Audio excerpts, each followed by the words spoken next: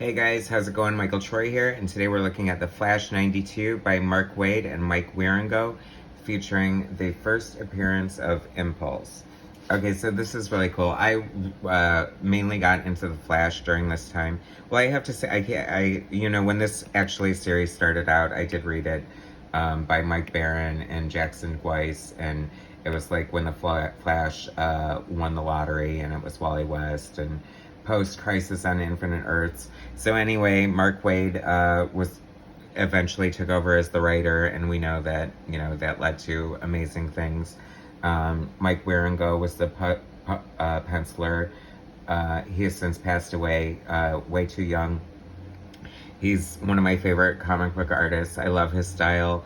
He has a very cartoony style. A lot of people don't kind of like that in comics. I think it's more like popular and accepted in current comics, just because it's more anything goes now.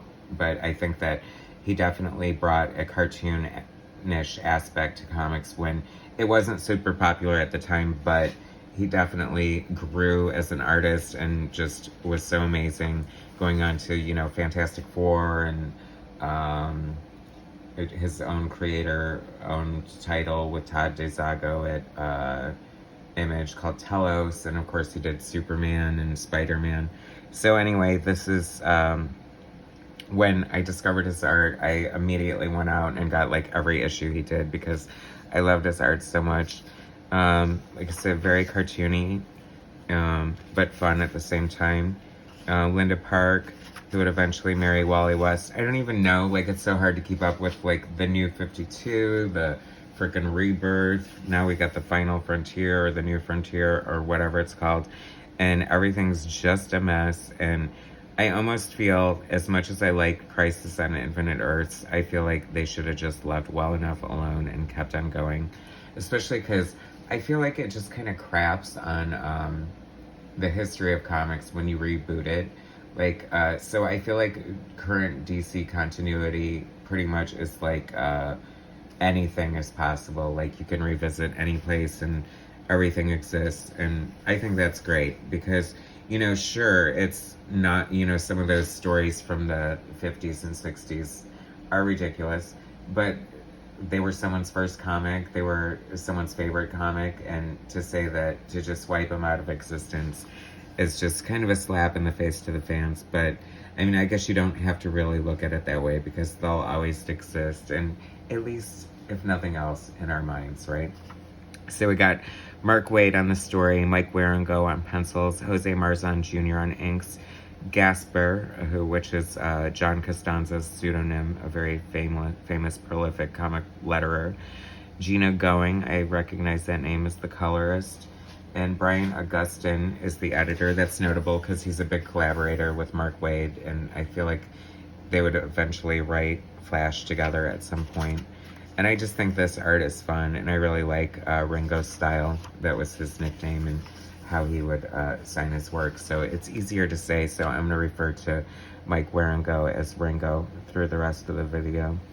But I definitely think I probably copied the style because, I was always an aspiring comic artist and kind of like a sponge, always trying to absorb different techniques and styles of just whatever I was currently looking at and loving at the time.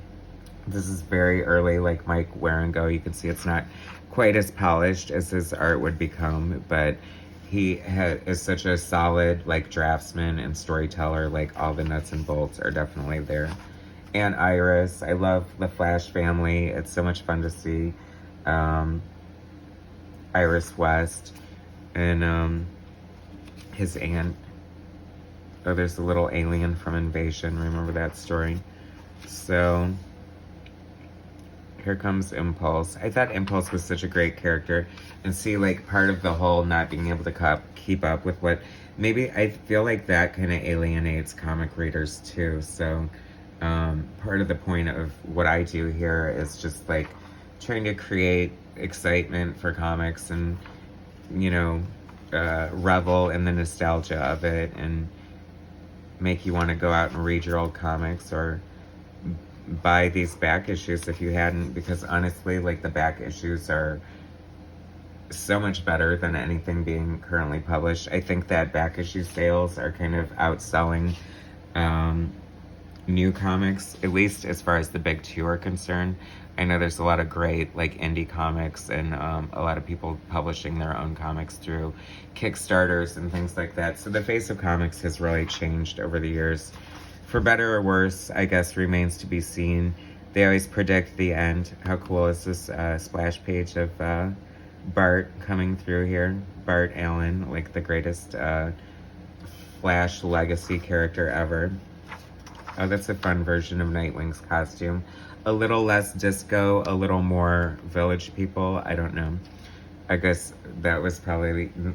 See, that was not the right comparison because the Village People are disco, so I don't know what I'm talking about, but it's different in a way. It's a little more Chippendales. There you go. Anyway.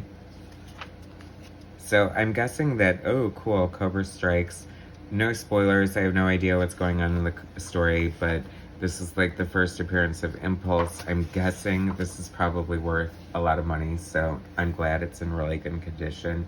And it's by one of my favorite artists, Mike Wieringo. And this was a great era for The Flash. You know, Mark Waid was writing, Ringo was penciling. We're introducing Impulse, who would eventually get his own series. What happened to Impulse? Where is he? Is Bart Allen? Bart Allen. That is his name, isn't it? Yeah, Bart Allen is still around. I don't know, such a great character. I would love to see him, you know, come back if he's not there. But oh well, we have the nostalgia for this. Such a great comic. Mark Waid's Flash.